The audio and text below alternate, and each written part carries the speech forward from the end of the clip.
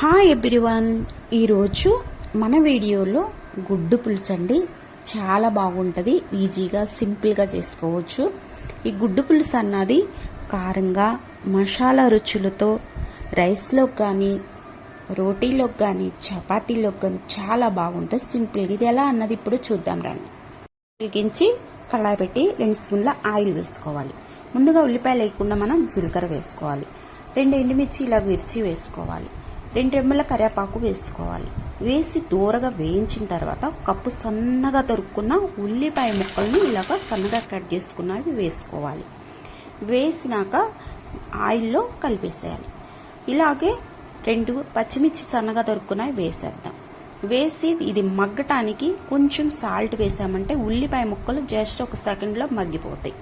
ఉల్లిపాయ ముక్కలు అన్నది వేసి ఇలాగ కలిపేసి మూత పెట్టేసి 1 సెకండ్ ఉంచామంటే ఉల్లిపాయలో ఉన్న వాటర్ అంతా పోయి ఆయిల్ అన్నది సపరేట్ అయింది. చూడండి, ఇలాగా మనకి మగ్గిపోయి సపరేట్ అయింది. సపరేట్ అయిన దాంట్లోకి 1/2 స్పూను పసుపు వేసుకోవాలి. పసుపు వేసి కూడా మొత్తము కలిపేసి బాగా కలుపుకున్న తర్వాత దీనిపైన మళ్ళా మూత పెట్టేసి 1 సెకండ్ ఉంచుదాం. ఉల్లిపాయ పసుపు అంతా మగ్గిపోవాలి. ఇలాగ మగ్గిపోయి ఆయిల్ సపరేట్ అయింది. సపరేట్ అయిన తర్వాత దీంట్లోకి అల్లం వెల్లుల్లి ఫ్రెష్గా దంచిన పేస్ట్ని వేసుకోవాలండి. ఇలాగా 1 స్పూన్ వేసుకుంటే మనకి రుచి అన్నది టేస్ట్ బాగా వచ్చింది.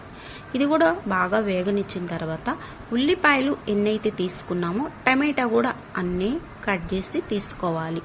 ఏ కప్పుతో తీసుకున్నామో అదే కప్పుతో తీసుకున్నామంటే కూర అన్నది తీయగా ఉండదు, ఏమి పుల్లగా ఉండదు. కరెక్ట్గా టేస్ట్ అన్నది బాగా వచ్చింది. బాగా గ్రేలాగా వచ్చేటట్టు టమాటాని లాగా గుచ్చేసామంటే గ్రేలాగా టమాటా అంతా బాగా గుజ్జులాగా గ్రేలాగా రావాలి. అలా చేస్తాం. గ్రేలాగా వచ్చింది చూడండి, గుజ్జుగా వచ్చిన తర్వాత మన టేస్ట్ సరిపడా కారం వేసుకోవాలి. కారం వేసి కారం కూడా బాగా కలిపేసి మగ్గనిచ్చిన తర్వాత దీంట్లోకి వాటర్ అన్నది మనం తీసుకోవాలండి. వాటర్ అన్నది మనము బాగా ఇలా వచ్చినాక గ్లాసున్నర వాటర్ తీసుకున్నా నేను. ఇలాగ గ్లాసున్నర వాటర్ పోసుకోవాలండి. మనం తీసుకున్న మెజర్మెంట్కి ఎన్ని వాటర్ అన్నది పోసుకోవాలి.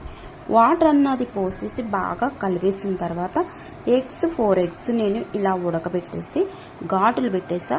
మీరైనా ఎన్ని ఎగ్స్ అయినా వేసుకోవచ్చండి పులుసుని బట్టి. వేసేసి బాగా కలిపేసి బాగా ఎగ్స్కి అన్ని పట్టేలాగా కొత్తిమీర వేసేసి గరం మసాలా 1 స్పూన్ వేసేసి బాగా కలిపేసి ఎగ్స్ అన్న దానికి మసాలా కారం ఉప్పు పట్టేలాగా మనం ఇలాగా కలిపేసుకోవాలి. కలిపేసి జస్ట్ 1 సెకండ్ ఉంచామంటే మీడియం ఫ్లేమ్ పెట్టి అంతే, ఎగ్ పులుసు రెడీ అయిపోయింది. చూడండి ఎంత కమ్మగా రెడీ అయిపోయిందో, గ్రేతో గుజ్జుతో ఎలా వచ్చిందో. మనం ఇప్పుడు వేడి వేడి అన్నంలో వేసుకుని తింటే సూపర్ ఉంటుంది. అంత కమ్మగా సింపుల్గా కూడా రెడీ అయిపోయి. నచ్చిందా ఫ్రెండ్స్? నచ్చితే లైక్ చేయండి, షేర్ చేయండి, కామెంట్ చేయండి. మీరు కూడా ఇది ట్రై చేసుకొని ఎలా అన్నది నాకు కామెంట్ చేయండి. చాలా బాగా రుచిగా ఉంటుందండి.